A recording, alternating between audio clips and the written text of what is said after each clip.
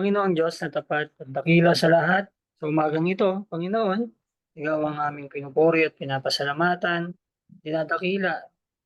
Salamat, Panginoon, sa buhay at pagkakataon na dinala mo kami rito, Panginoon, upang pangunahan, Panginoon, ang aming pagsamba ngayong araw, Panginoon. Aking dinadalangin na Banal na Espiritu ang gumabay sa amin sa ministry namin gagawin, Panginoon. Tawarin mo kami sa aming mga pagkukulang, mga pagkakasala na nagawa. At dinadalangin ko, Panginoon, ang biyaya mo ay paranas mo sa amin, Panginoon, sa oras na ito, Panginoon. Yes. At ang karunungan, katalinuhan, bigyan mo si Pastor Oji ang magtuturo ng iyong salita, ang Yes. karunungan sa pagtuturo niya. At ganoon din, buksan mo rin ang aming isipan, ang aming puso ay handa ang aming espiritu sa katotohanan na iyong ituturo sa umagang ito. Ingatan mo rin, Panginoon, ang iba pa naming mga miyembro, mga kasama dito, Panginoon. Dali mo sila dito na makasama namin. Maraming salamat po sa iyong kaluwalhatian at papuri. Itong aming samot dalangin sa pangalan ni Jesus. Amen, amen. Amen. Thank you sa panalangin. And okay, let's start now kasi 30 minutes na tayong atrasado, no? May trangkaso si Deacon kaya hindi siya makapag-host today. And please pray kay Brother Ira. Okay, we are now on the 6th. The second to the last na pag-aaralan natin in our series of studies about prayer. Why prayer is important. Excuse me. Ah, now, last time, tiningnan natin bakit mahalaga pala yung panalangin dahil ito yung naglalapit sa atin sa ating relasyon sa Diyos. And then, ganun din, tinuruan din tayo ng araling ito wala sa Biblia that another reason bakit napakahalaga na palagi nating pinapahalagahan yung gawain ng pananalangin. It is because this will establish our ministry of intercession for others. No? Baka minsan nakakalimutan talaga natin alalahanin yung iba sa panalangin, ano? Palagi na lang medyo self-centered yung ating prayer sa Panginoon, mga pangangailangan lang natin. At nakakalimutan nating alalahanin na may mga kapatiran din tayo at may mga taong inilalapit yung Diyos sa atin para alalahanin sa pananalangin dahil wala naman talagang magagawa ang tao kung hindi aasa sa Diyos.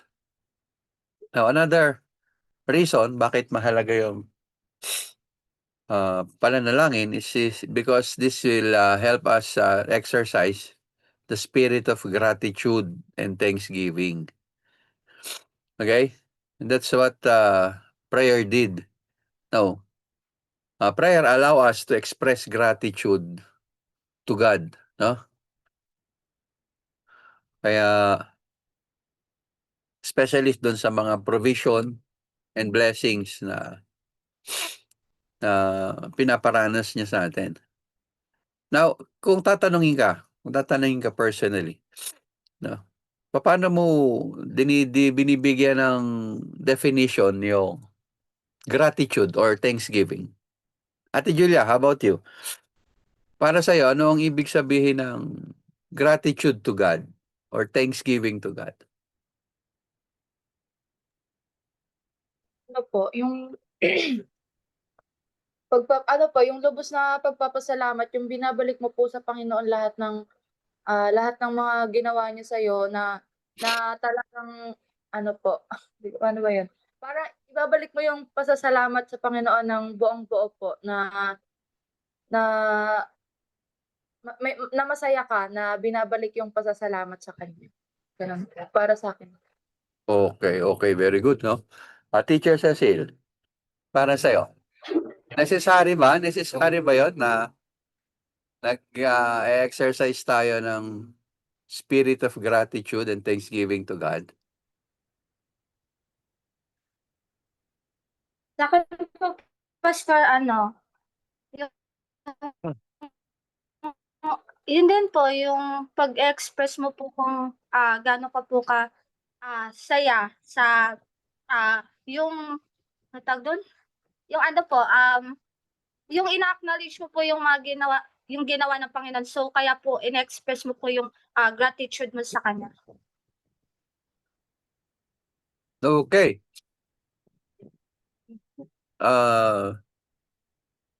First and foremost, ano ba yung pinagpapasalamat natin sa Panginoon araw-araw? Bakit kinakailangan natin mag-exercise ng gratitude and thanksgiving? Ano ba yung napaka-consistent na ginagawa ng Panginoon sa atin? Meron ba? Yung bang Okay po. araw-araw talagang mapapa-thank you ka kay Lord, mapapa-praise the Lord ka? Like today, no? Ako kanina pagising ko, ang una kong na-appreciate yung buhay, no? Kasi si Sister Dang di na nagising. Pero tayo, may chance pa tayo na ipagpatuloy yung ating misyon dito sa lupa, no? Yung kay Sister Dang, tapos na. So, it is another privilege to wake up in the morning and to continue on with our Christian life. Okay? So, ikaw, Ate Banji, ano para sa'yo yung bakit napakahalaga na nagpapasalamat tayo sa Panginoon araw-araw?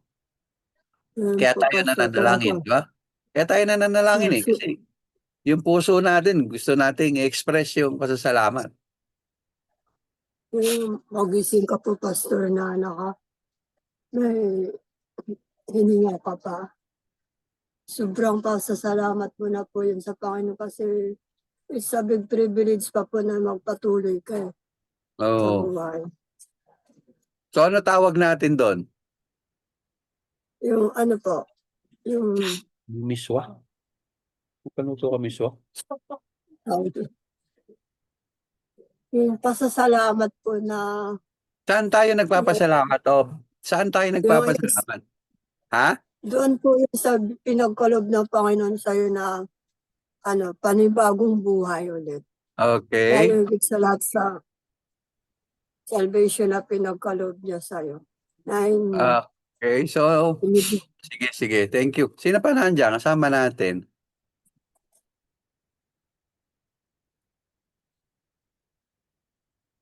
Wala na si Mami, no? Nag-out na si Mami. sobrang lamig siguro. Ate Kleng, yan dyan pala si Sister Kleng. Sister Kleng, ikaw naman.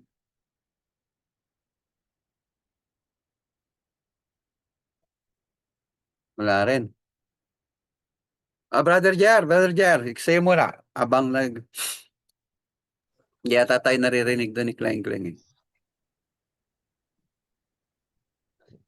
Ano yung, para sa'yo, ano yung napaka-consistent na pinaparanas ng Panginoon sa atin araw-araw? Kaya talaga mapapapray ka ng pasasalamat talaga no? Opo. Consistent, Pastor, yung gaya ng sinabi mo.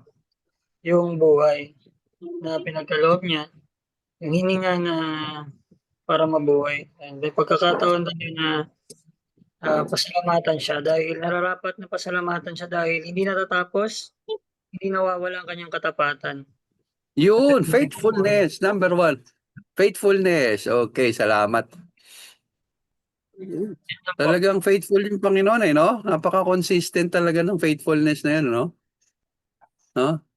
Tapos yung mercy, no? Ano sabi ng Bible sa mercy, sa Lamentation? His mercy is never come to an end. They are new every morning. Oh? That is very good. That is consistency. Mercy, bago na naman yung mercy niya ngayong araw Sipin mo, merciful siya kahapon, ngayon, bagong mercy na naman yung ipaparanas niya sa atin. Kaya napaka-hopeful ng buhay. Kasi may kahabagan yung Diyos araw-araw, no? I mean, every day is is a new page, no? It is a new page for us to write the story of our journey, no? Kaya sa tingin natin, tama lang ba na palagi tayo nananalangin para sa Panginoon? Ang daming dahilan, ano? Para magpasalamat tayo sa Panginoon at manalangin. Now, para sa inyo naman, ano yung key elements ng prayer life? Ano ba yung napapaloob sa prayer life? Bakit napakahalaga nito? Ayan, sige. Palalimin natin yung ating understanding about our prayer life. Sige, Ate Julia, what do you think? Ano ba yung napapaloob dun sa Lahat po. ha? Isa lang po. Sa prayer, sa Isa lang prayer. po. Isa lang. Gusto mo lang pwede rin. Opo. Wag na po, Wag na, Pastor. Ano po, syempre yung pinakamahalaga po na na-adore mo po yung Panginoon, yung adoration Okay, po. your adoration. Very good. Oh. Totoo yun, ano? Spiritual adoration. Teacher Teacher Cecil, para sa'yo. Ano po, Pastor, yung confession po ng mga kasalanan natin. Oo, may pagkakataon din tayo, no? Na as a Heavenly Father, na na-establish natin yung relationship kasi nagiging open tayo sa Kanya, no? Okay. Tingnan niyo sa 1 Thessalonians 5:18. Yan, basahin natin yung 1 Thessalonians 5:18.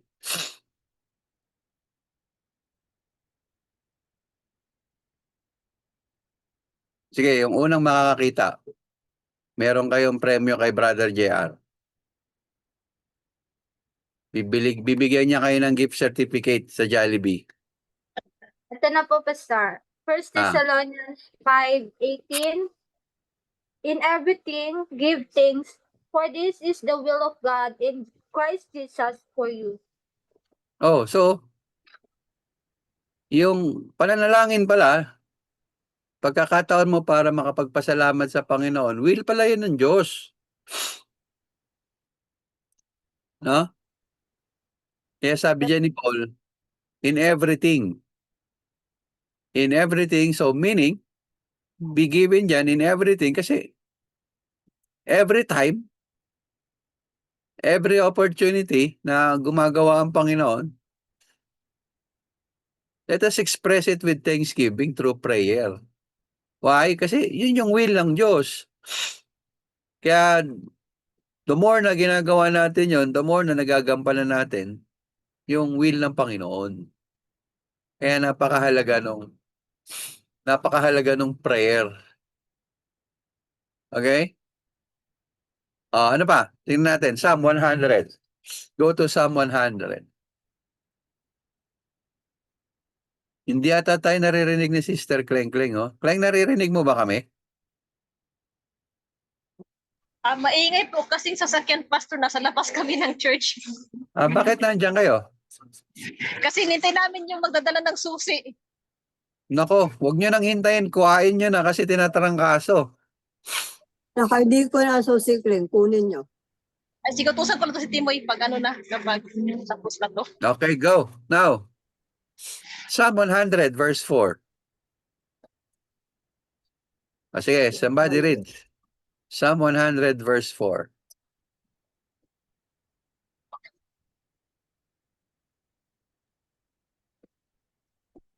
Psalm 104, enter into his gates with thanksgiving and into his courts with praise. Be thankful to him and bless him. Okay.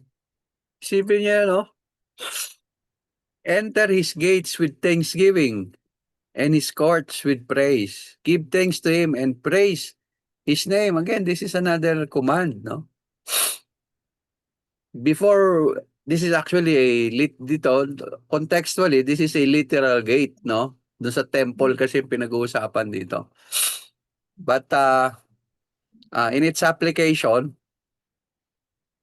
that every time na we will start our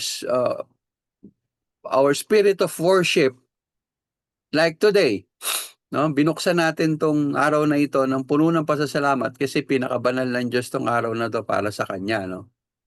Start it with the prayer of thanksgiving, sabi ng Panginoon, sabi ng verse. Okay?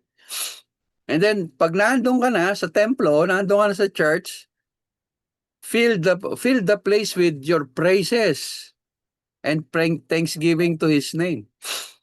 So ang galing, ano? Maging yung araw ng pagsamba, gusto ng Panginoon simulan sa pananalangin ng pasasalamat. So bago ka umattend ngayon dito sa Sunday School, nakapagpasalamat ka ba sa Diyos na binigyan ka pa ng opportunity to attend Sunday School today? Yan, ang galing, no? Kaya every time na pag-aaralan natin yung prayer, makikita na lang natin kung paano pinalalim ng Diyos ang pagpapahalaga niya sa pananalangin. Okay, Colossians 3:16. Colossians 3:16.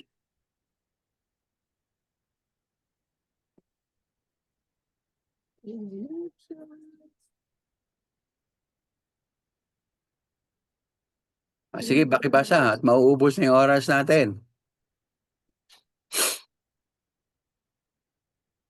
Colossians 3:16. Let the word of Christ dwell in you richly in all wisdom, teaching and admonishing one another in psalms and hymns and spiritual songs, singing with grace in your heart to the Lord. 17. And whatever you do in word of deed, do all in the name of the Lord Jesus, giving thanks to God the Father through Him. Yeah, giving thanks again. Pag nakita niyo yung giving thanks, nandyan yung emphasis ng prayer. Kasi through prayer, tsaka lang naman tayo nakapagbigay ng pasasalamat sa Diyos. Oh, nakita niyo kung gaano kahalaga yung pananalangin, ano? In everything, in every time. No? Wow, kaya huwag niyo kakalimutan yung pagpapahalaga ng Diyos sa pananalangin. With gratitude in your hearts to God. Yung sinasabi diyan, eh. Okay? Now, let's go to Hebrews 13. Hebrews 13:15.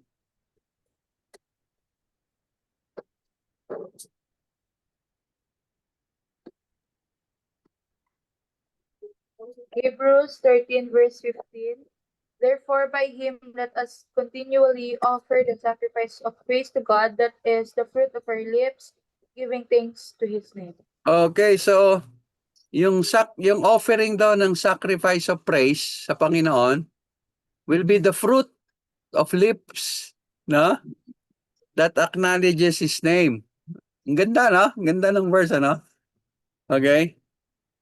Sa pamamagitan ni Jesucristo, sa pamamagitan ni Jesucristo, or dahil kay Jesucristo, yung invitation diyan, let us continually, no? Offer up sacrifice of praise to God. Paano? That is the fruit of our lips that acknowledges His name. So, acknowledgement pala natin yun ng pagiging, ano ba ang masasabi mo? Sino ba si Jesus Christ sa buhay mo? Paano ba siya gumagawa sa buhay mo? That's the time na, yun yung binubuka ng bibig natin. Yun yung sinasambit ng mga labi natin. O, si Jesucristo, napakabuti sa akin. O, si Jesucristo, gabay ko talaga yan. Hindi niya ako pinapabaya. O, ang banal na Espiritu Santo, palagi akong tinutulungan. No? Kaya yung invitation dito is ng writer doon sa Hebrews chapter 13, gawin daw natin ito continually. No? Para sa Kanya. At sa pamamagitan niya. Okay? Now, James 1:17. Go to James 1:17.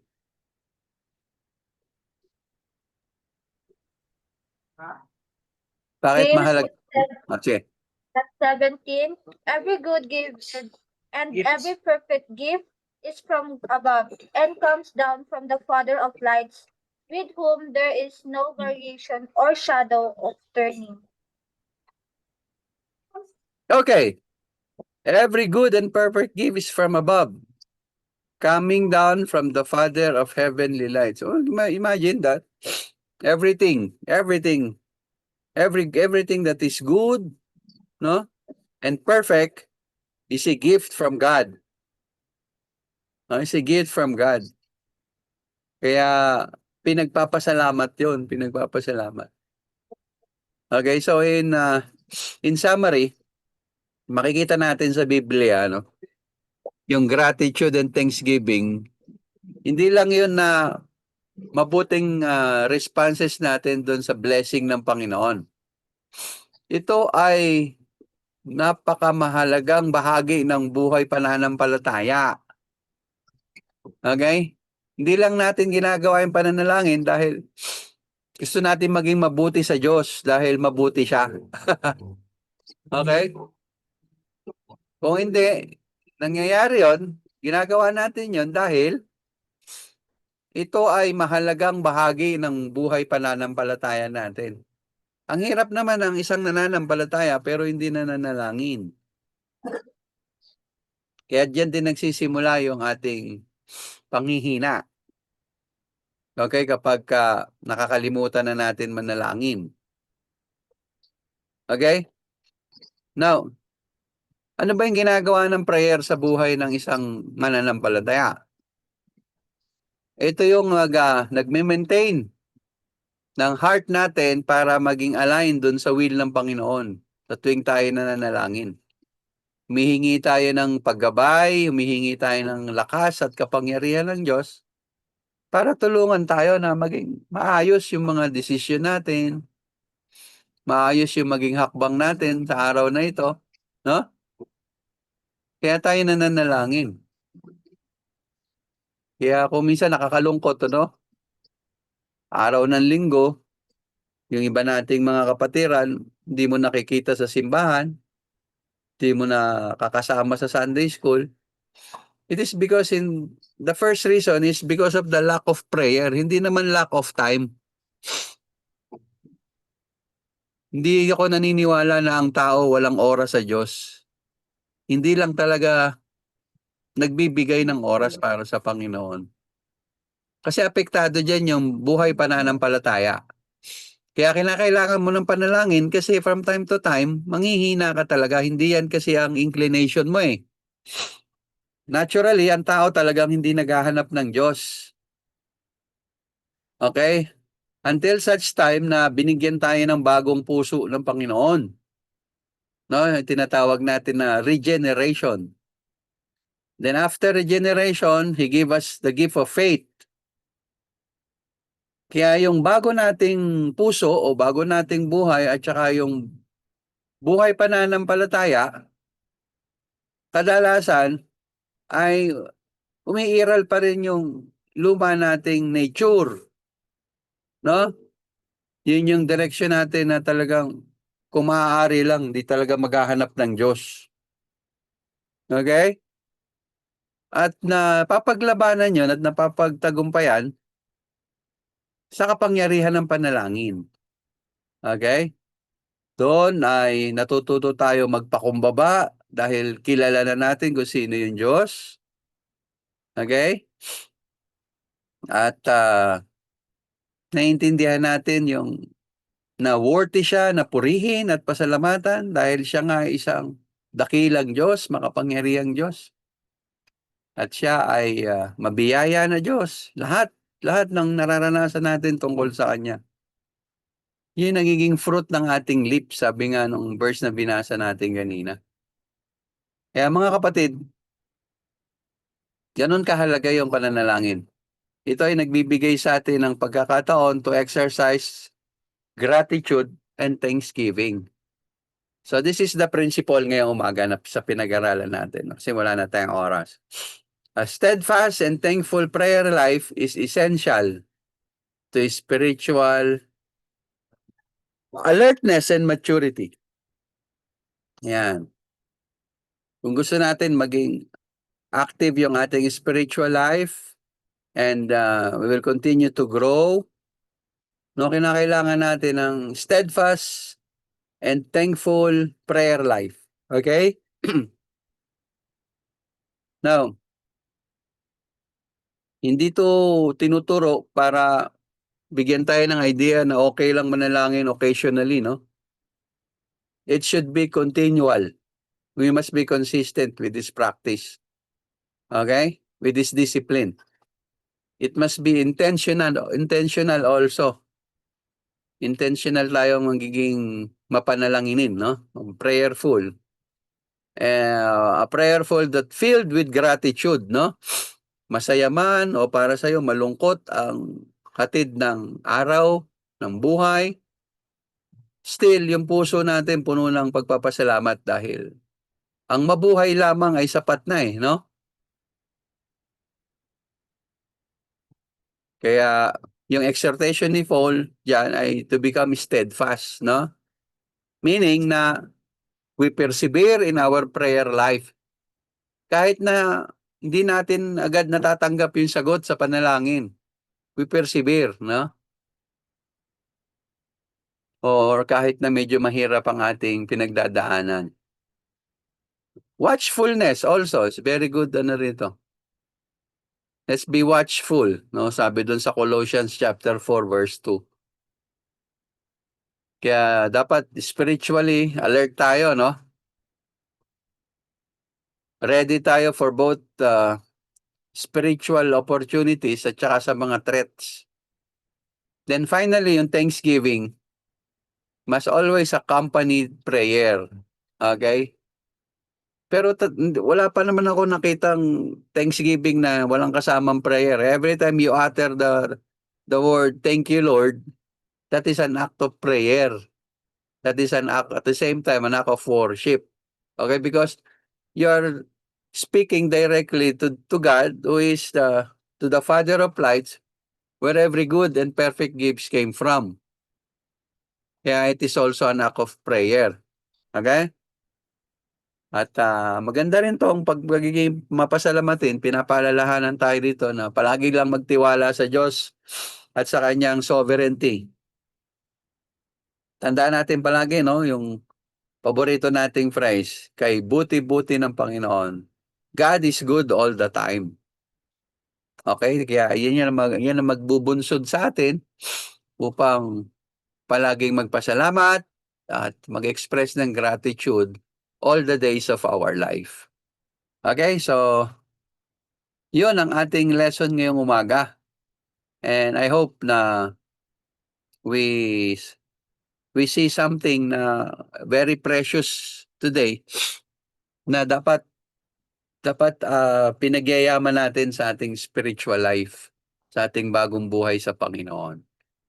Okay, so as we close, let us listen to our lesson learned. Let's start with Teacher Cecil. So, Pastor, yung lesson learned ko po ngayon na mahalaga talaga yung prayer kasi dito natin, yun nga po, ina-express yung gratitude natin sa Panginoon na ina-acknowledge natin na siya yung nagbigay sa atin ng life, ng mga grace or yung mga pangangailangan natin. So, dapat tayo is hindi natin kakalimutan na laging magpasalamat sa Kanya or lagi nating i-express yung pagpapasalamat natin kasi we know naman na God is good all the time. Yun po, Amen. Amen. Okay, so itong ating mukhang nagugutom na si Ate Julia. Ate Julia, ikaw na. Sige, lesson learned, Ate Julia. Ay po, Pastor. Nanguya. Ayun, sa akin, Pastor, yung na mahalaga po talaga ang prayer po sa spiritual natin na buhay. Kasi kung wala po yung prayer sa buhay natin, totoong manghihina po talaga, Pastor. Kasi yung prayer is nakikipag-usap ka sa Panginoon, nai-express mo yung gratitude mo sa Kanya and na-adore mo siya doon.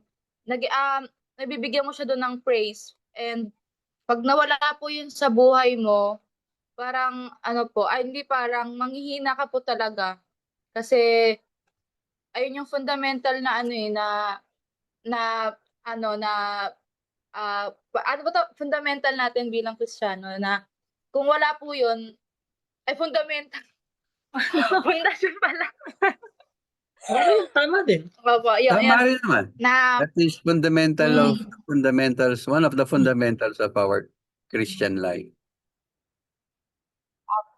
ayun po, na kung wala yun, talagang bibigay po tayo, manghihina, lalayo, na mararamdaman na lang natin malayo na tayo sa Panginoon kasi wala tayong personal relationship sa Kanya, wala tayong personal communication sa Kanya. Kaya mararamdaman natin unti-unti na pala tayong nalalayo kasi nawawala na yung prayer sa buhay natin. Kaya ayun po, na reminder sa akin din po na na mag-pray po na dahil mahalaga po yun sa spiritual na buhay mo, sa pagiging pagma-mature mo bilang isang Kristiyano po. Okay. Ikaw ba nagpe-prayer meeting ka ba, Ate Julia? Yes, Pastor. Yes po. Oo. Kaya yan yung isa sa mga downfall ng churches, yung pinapabayaan yung prayer meeting. Hindi nila naintindihan na yun na yung pinakamahalaga na ministry sa church, yung prayer ministry. Because without the power of prayer, we cannot accomplish the Great Commission. Na, tama si Ate Julia. Hindi naman mawawala yung relationship, no? Manghihina lang kasi nga absence ng presence mo yun sa Panginoon eh. Yung prayer. Okay. So thank you Ate Julia. Si Brother JR, may natutunan ba si Brother JR ngayon? Mukhang panay lang ang kain yan dyan eh. Oh, kita mo na oh. Ang laki pa ng mug. Mas Brother mamaya ako. JR, it's your turn. Ako na po. Sige. Ano ba? Lesson learned. Nakakabahan ako Okay. Sige. Sabi na kasi ni Julia, yung fundamental eh. Tama. Ako, prayer is important talaga dahil pasalamatan siya sa kanyang biyaya. And everything nga daw, di ba? Ibig sabihin, hindi lang sa standard ng mga mabubuting nangyayari sa atin. Pag sinabing everything, every kasama din yung mga challenges, yung mga pagsubok, kasama yun sa dapat pinagpapasalamat sa Panginoon. Dahil kasama yun sa plano ng Panginoon para ipakita niya kung sino siya at iparanas niya sa atin yung mga mabubuting gifts niya, katulad yun sa James 1 verse 17, na may papakita yung kanyang kabutihan sa mga nangyayari din sa ating mga pagsubok. Kaya't yung first yung Thanksgiving, dapat yun lagi sinasabi sa Panginoon sa pamamagitan ng pananalangin. And yung relationship manghihina, gaya ng sinabi ni Sister Julia, na personal na yun eh, na pakikipag-usap sa Panginoon. And kung pag mawawala yun, manghihina talaga tayo dahil ang Panginoon ang nagbibigay rin sa atin ng lakas para magpatuloy. Yun yung parang, kung ngayon yung backbone ng church para magpatuloy, hindi yung pera, sa Christian yun din yung magiging backbone para magpatuloy tayo na sa pagsamba sa Panginoon, sa pananampalataya. Ang hirap patunayan pananampalataya natin kung hindi tayo nananalangin. Kaya gusto natin magpatuloy din yung mainit na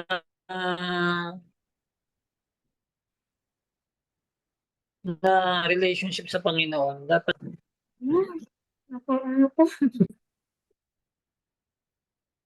Tapos na? Para naputol si Brother JR.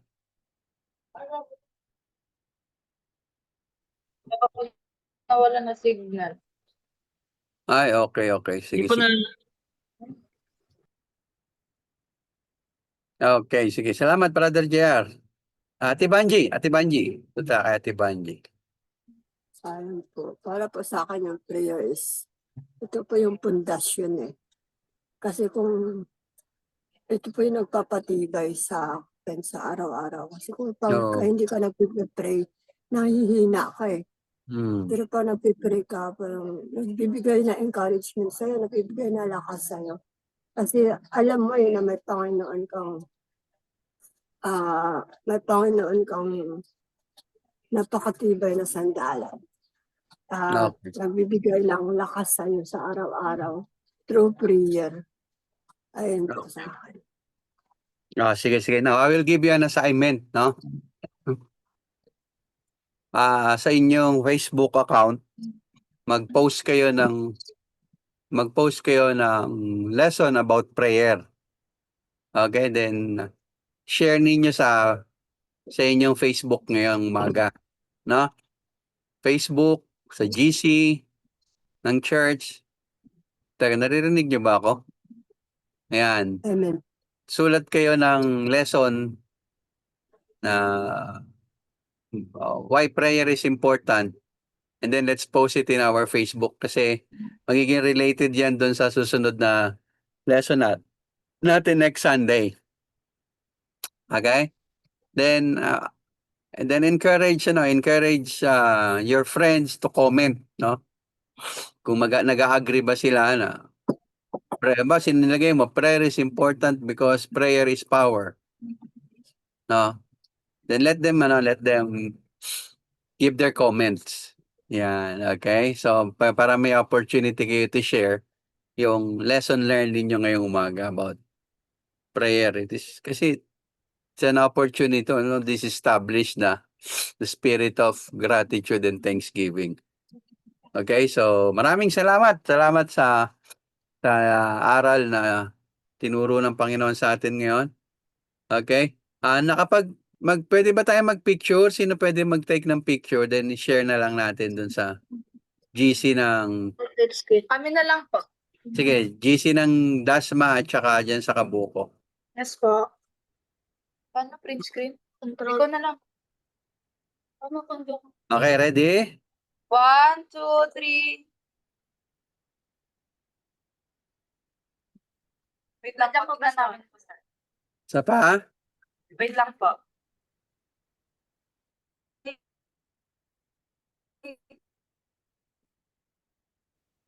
Bye.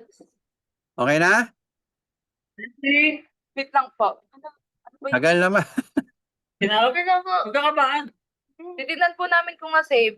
Kasi, print screen ba? Bakit Okay dyan? na. Na-save na? Ayan, may kuryente na rito eh.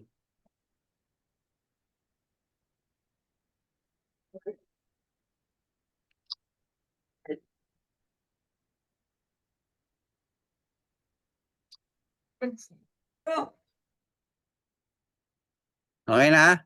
Sige. Game, 1, 2. Ate Julia, ikaw mag-close sa prayer. Let's pray. Lord God, we praise and thank you, Panginoon, sa mga ito, Lord. Ay nag-aral kami ng salita, Panginoon.